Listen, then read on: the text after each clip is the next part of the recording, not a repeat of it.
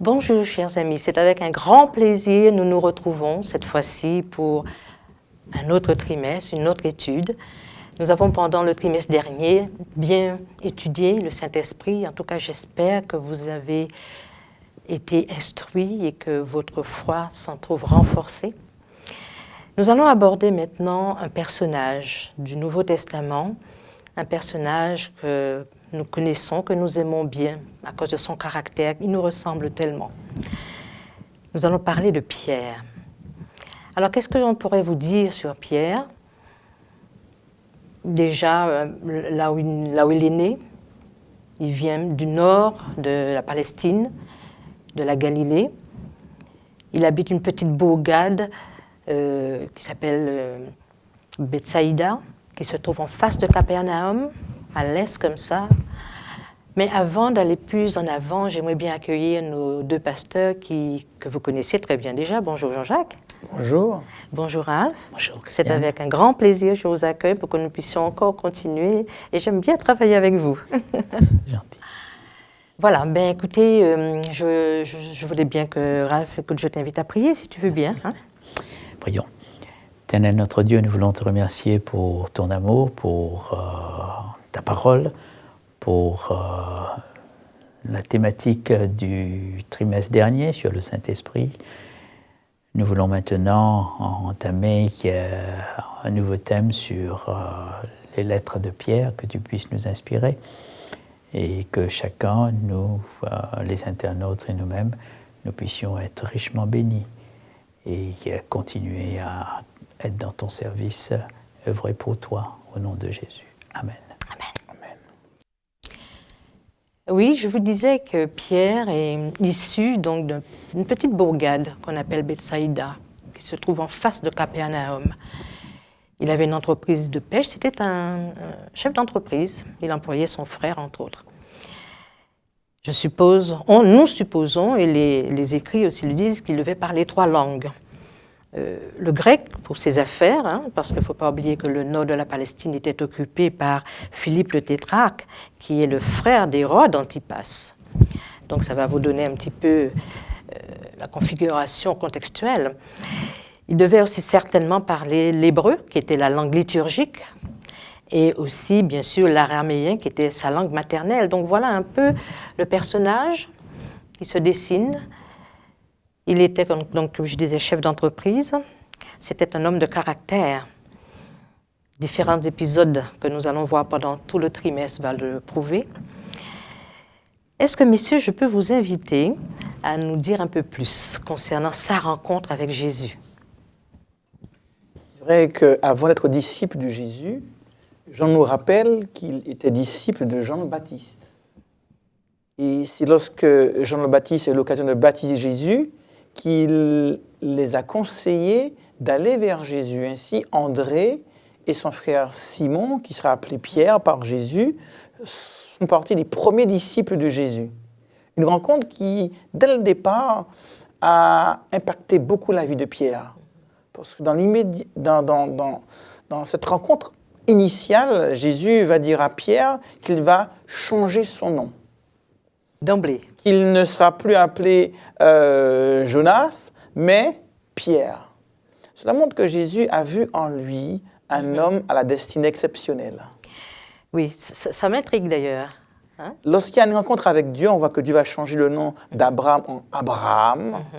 Et là, en changeant le nom de Pierre, eh bien, il va lui signifier qu'il a un projet particulier pour lui et que s'il rentre dans cette relation à Dieu, qu'il pourra être un instrument extraordinaire entre ses mains. C'est vrai, oui, vas-y. Oui, Jésus a employé le mot araméen, Céphas.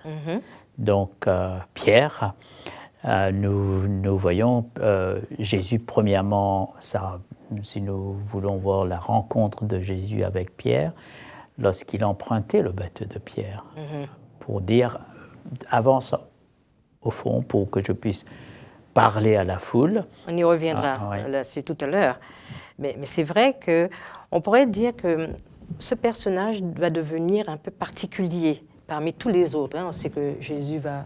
On le voit tout au long des évangiles. Lorsque Jésus vient à la rencontre des disciples sur les eaux, Tout le monde a peur, mais qui est le seul à prendre la parole et à dire, si c'est toi, ordonne que je vienne à ta rencontre en marchant sur les eaux? C'est Pierre. On va voir que lorsque Jésus est arrêté, qui est le seul qui prend sa défense physiquement en sortant son épée? C'est encore Pierre. Même quand il va avec Jacques et Jean sur la montagne de la transfiguration, Jacques et Jean font silence. Qui est le seul qui prend la parole? C'est encore Pierre pour dire, ben, cela est agréable, construisons une tente ici, une pour toi, une pour Moïse, une pour Élie. Donc à chaque fois, Pierre prend des initiatives, Voilà, il s'implique, il s'engage. C'est son côté chef, c'est peut-être son côté chef d'entreprise aussi qui fait qu'il a cette... C'est un leader, c'est un leader né. Absolument. Il est absolument. proactif, il anticipe des situations et il s'implique, il s'engage. Il dira aussi à Jésus, lorsque tout cela te quitterait, moi je ne t'abandonnerai point. Oui. Un homme qui s'engage, mais aussi un homme passionné. Hein. Il dit, je suis prêt à mourir pour toi. Oui. C'est un peu comme nous. Hein.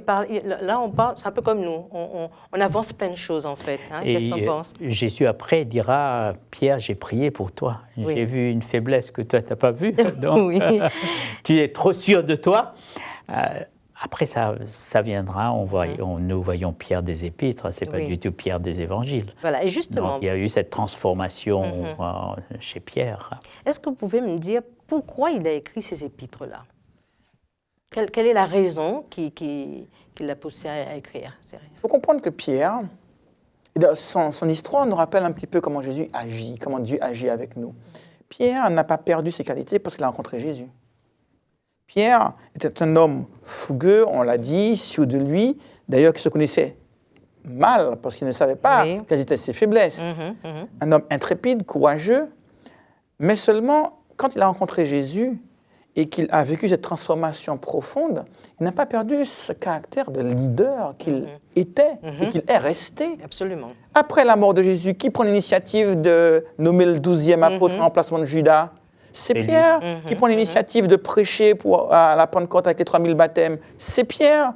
Qui va se rencontrer devant le Sanhédrin parce qu'il va être arrêté? C'est encore Pierre. Et la première moitié du livre des Actes ne parle essentiellement que de Pierre, qui s'est imposé comme le leader naturel de l'Église chrétienne naissante.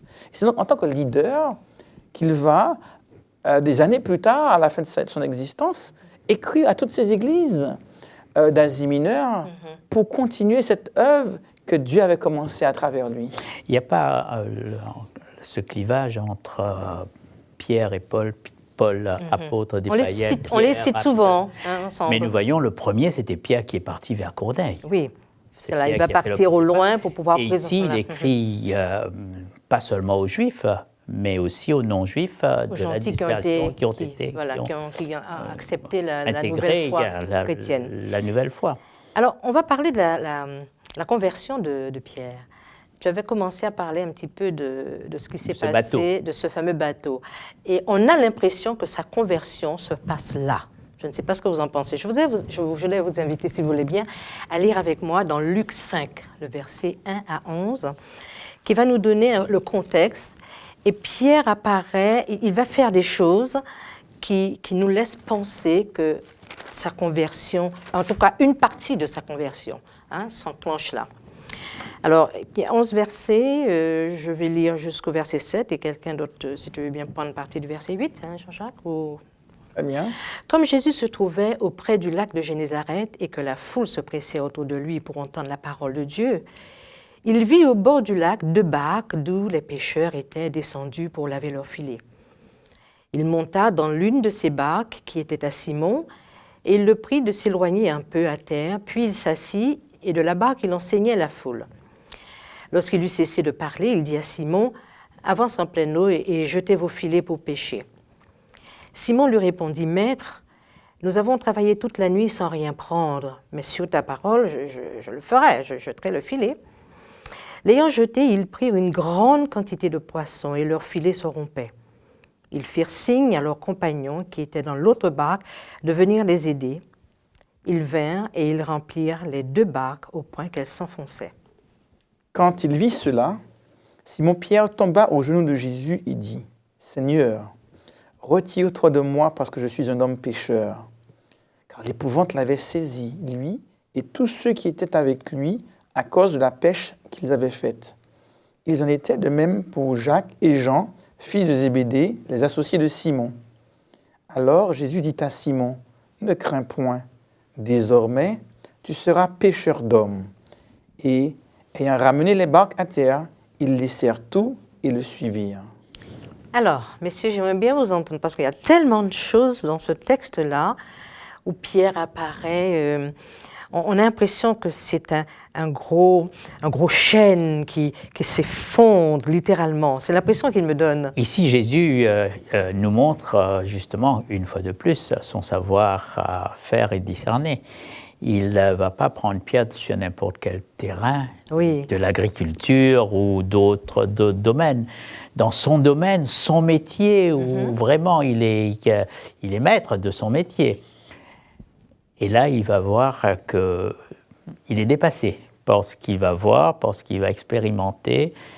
Et puis, il s'y connaissait vraiment. C'était un pro. Il voyait en Jésus quelqu'un de supérieur. Alors, mais si on revient à la scène, c'est un pro qui revient bredouille quand même. Ah oui, c'est un pro qui revient. Il Justement revient... à cause de l'expérience faite toute la nuit. Oui, ben justement, il revient bredouille. Alors, comment comprendre? Alors, ça me paraît tellement invraisemblable. Hein. Une mer remplie de poissons, Jésus voit la mer remplie de poissons. Et ces hommes qui ont pêché sont des professionnels, qui nourrissaient toute une bourgade, qui sont habitués à pêcher. Ils n'ont rien pris. Alors, comment comprendre cette intervention dans la vie de ces hommes, en tout cas, et particulièrement la réaction de Pierre? Qu'est-ce que tu en penses? C'est vrai que nous sommes touchés par les choses qui nous sont proches. Et Pierre étant un pêcheur et sachant que parfois on ne prend pas de poisson et que ce soir-là il n'y avait pas de poisson, il était complètement convaincu qu'il était impossible de prendre du poisson parce que ce jour-là, pour différentes raisons qu'un pêcheur connaît très bien, il savait que c'était une journée sans, comme on dit. Et lorsque Jésus fait ce miracle, il est plus interpellé que quelqu'un d'autre parce qu'il sait pertinemment que ça ne peut être que le fruit d'un miracle divin. Oui. Et là, il reconnaît en Jésus davantage qu'un maître. Quand il avait suivi Jésus parce que Jean le Baptiste le leur avait conseillé, il était au début d'une expérience, mais là, il prend conscience pleinement que cette personne en face de lui n'est pas un homme comme les autres. Voilà. Qu'il vient de Dieu, qu'il est envoyé par Dieu et qu'il a là une mission toute particulière. Un miracle et miracle, quand vraiment ça dépasse l'habituel, ça dépasse tout ce qui est classique. Donc, on n'explique pas le miracle. Pierre n'a pas su expliquer, il a juste constaté. Reconnu, il a constaté. Il a reconnu.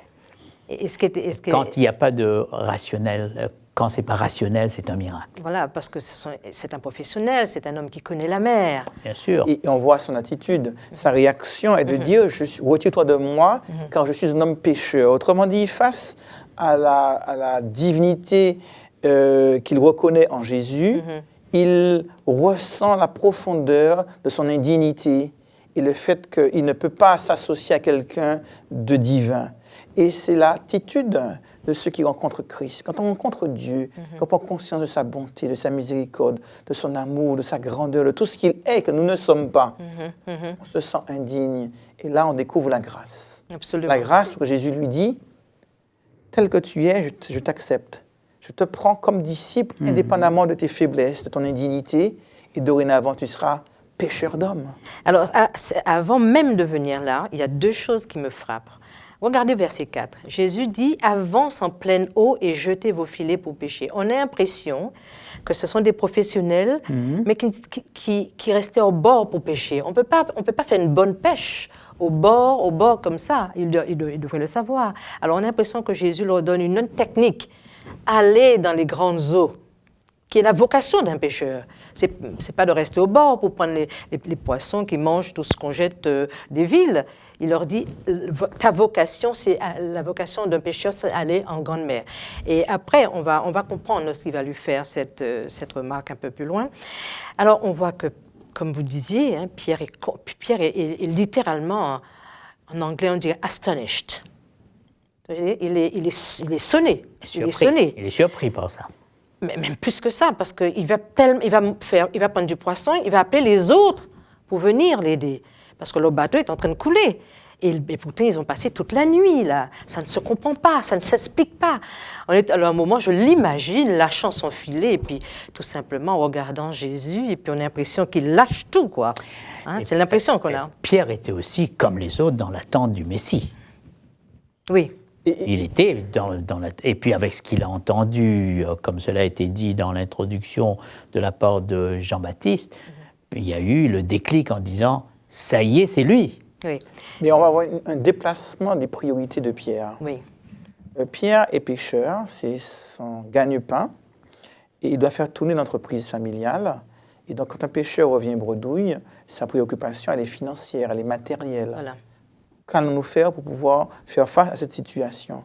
Là, il revient avec une barque qui déborde de poissons. Oui. Donc, on aurait pu s'imaginer que Pierre puisse se dire, magnifique, maintenant je veux de Tous mes quoi problèmes nourrir ma sont famille, réglés, mes problèmes voilà. sont finis, je pouvais vendre du poisson, économiser, Oui. changer des filets, rénover la maison, faire toutes sortes de projets. Et il aurait pu partir dans toutes sortes de projets matériels par rapport au fait que maintenant, il avait de quoi pourvoir à ses besoins.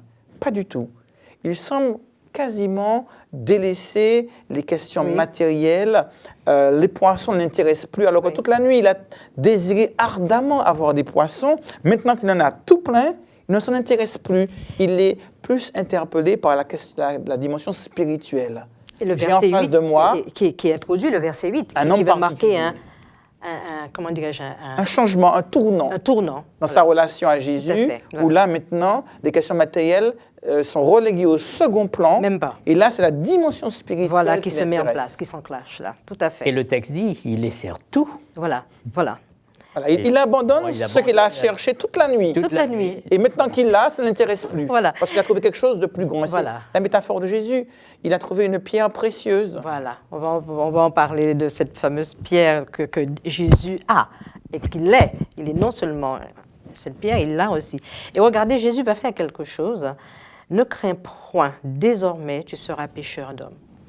On sent que Pierre était terrorisé quand même parce qu'il voit, je veux dire, tout être humain. Il a dû se passer un laps de temps entre le miracle, le temps qu'il ramasse les poissons et qu'il lâche tout, quoi, et qu'il regarde Jésus. Il est tremblant, il ne sait plus, il a perdu pied, Pierre. Hein? Parfois, on a une petite idée de la Dépassé. divinité. Oui, tout à fait.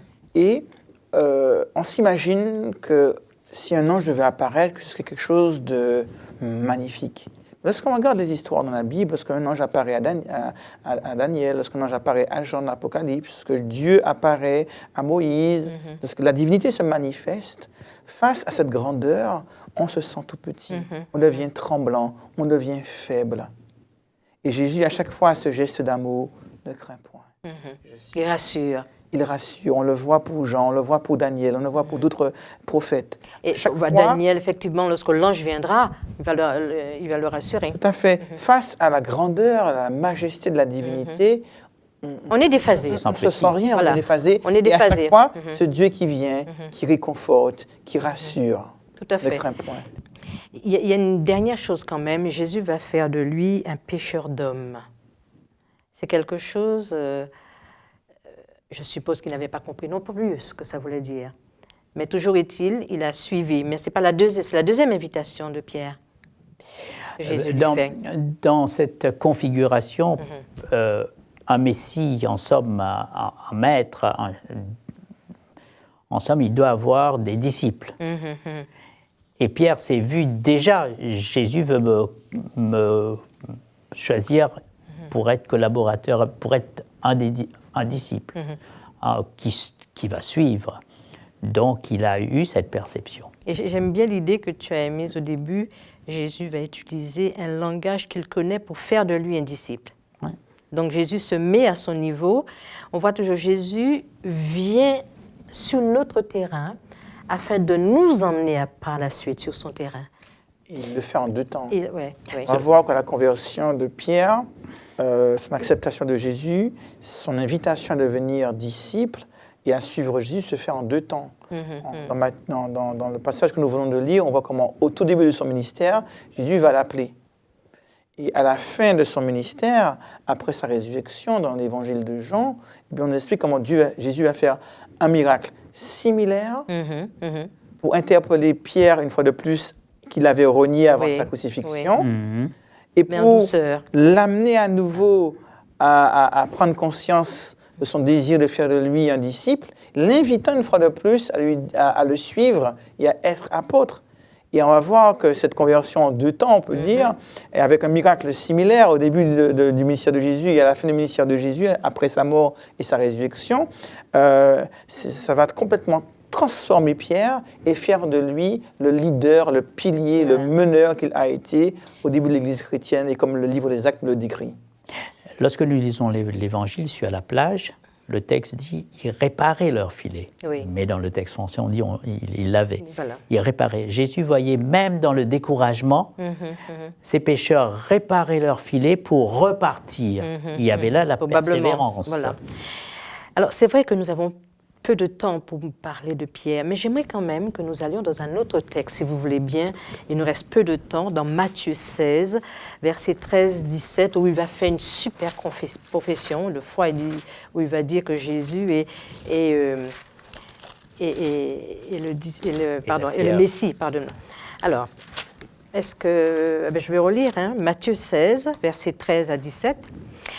Jésus étant arrivé dans le territoire de Césarée de Philippe, demanda à ses disciples « Qui dit-on que je suis ?»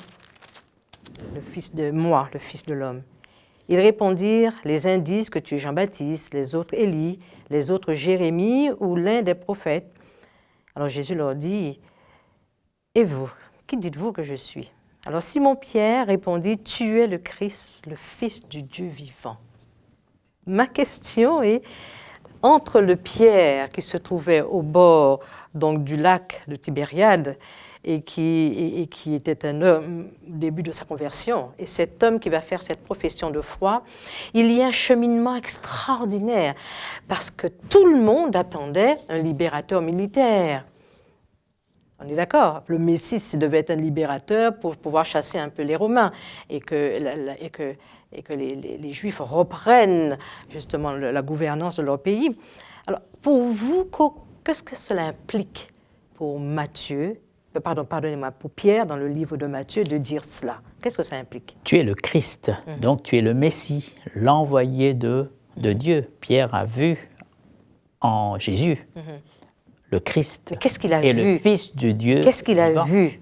Alors, depuis ce moment, il se rappelle de ce que disait Jean-Baptiste. Oui. Voici l'agneau de Dieu. Mais il a quand même vu des choses personnelles. Pierre, c'est un personnage paradoxal.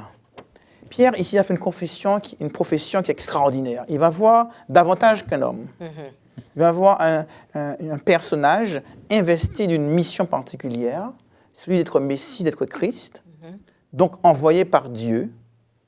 Et lorsqu'on n'en voyait qu'un simple prophète, il voyait bien davantage. Pourtant, ça n'en retire pas la nécessité pour Pierre de continuer à grandir. Si on continue dans le même chapitre, quelques versets plus tard, quand Jésus explique qu'il faut qu'il meure, qu'il souffre, etc., Pierre dit... Mais il n'a pas compris cette partie-là. Il dira, pas question Jésus, tu ne mourras pas, je suis là pour te défendre. Jésus lui dit... Oui, une parole très, très, très Alors, dure. Quelques minutes plus tôt, Jésus lui dit, quand tu dis que je suis le Christ, le Fils du Dieu vivant, il lui dit, ce n'est pas la chair et le sang qui t'ont révélé ça, ça te vient de Dieu. Quelques minutes plus tard, ce que tu dis là ne vient pas de Dieu, c'est des paroles d'homme. Donc il est capable du meilleur comme du pire. Et du pire, Pierre, mais toujours entier. Et donc, comme nous, Jésus l'accepte comme il est avec ses forces, ses faiblesses, sa spontanéité qu'il va vouloir sanctifier. Mais Dieu veut utiliser le meilleur de nous-mêmes à tout moment, qui que nous soyons.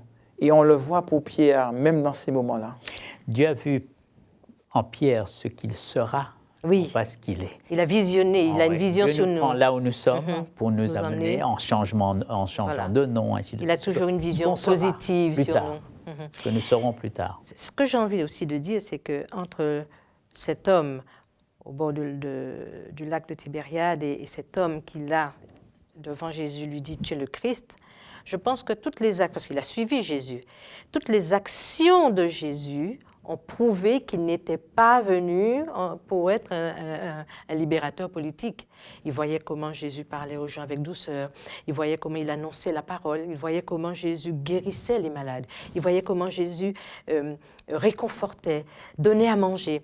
Donc, toutes ces choses-là, dans sa tête, elle disait, ben oui, non, mais ça, c'est clair. Alors, C'est clair. ce cheminement a pris Et beaucoup Jésus de temps. était non-violent. Et ce cheminement a pris beaucoup de temps. Oui. Avant la mort de Jésus, quasiment aucun disciple n'avait compris sa mission. Oui. Oui, que partiellement, donc peut-être. Quasiment pas. Parce qu'ils se battaient et se disputaient pour savoir qui serait Premier ministre, qui serait ministre des Finances. Et la mère de Jean et de Jacques va demander à Jésus que l'un soit à la droite, Oui. l'autre à la gauche. Ils avaient une vision terrestre des choses. Et Judas se voyait trésorier. Les autres voulaient la place de Premier ministre. Et puis Pierre, Jean et Jacques, qui étaient toujours avec Jésus, étaient contents d'être autour de lui. Et l'entrée triomphale à Jérusalem, c'était pour eux l'occasion d'intrôner Jésus comme roi d'un Israël terrestre. Tout à fait. C'est la raison pour laquelle Luc prend soin de nous dire dans le livre des Actes qu'après sa résurrection, il va passer 40 jours à leur expliquer, vous voyez, je vous avais dit ça, etc. Et donc, ils vont comprendre le rôle d'un Messie souffrant qui devait mourir, donner sa vie et ressusciter pour amener les hommes à un royaume qui n'est pas de ce monde, mais qui est dans l'au-delà, à une vie qui n'est pas terrestre, mais qui est éternelle. Une citoyenneté qui va bien au-delà de celle d'Israël, mais qui est carrément céleste. Absolument. Et je crois que c'est un même- cheminement progressif qui va amener Pierre ainsi que les autres disciples progressivement à comprendre le sens Oui. de la mission de Jésus. En tout- oui. Et puis il va comprendre, justement, dans le livre des Actes des Apôtres, lorsque le Saint-Esprit viendra, il dira « ce Jésus ». Et il va mettre le curseur sur « ce Jésus que vous avez crucifié ». Chers frères et sœurs, vous avez déjà compris que ce sera une étude passionnante avec Pierre. Il nous réserve tellement de surprises. Et ce qui me plaît énormément, c'est de voir son cheminement, comment cet homme bourru, un peu, voilà, et qui va devenir un homme, comme nous savons, au service de Dieu, qui va diriger, qui sera le responsable de la première Église chrétienne. Je vous invite à persévérer dans cette étude et approfondir le livre, ces deux épîtres qui nous est proposé. Et je vous souhaite une bonne semaine et puis alors à bientôt. Au revoir.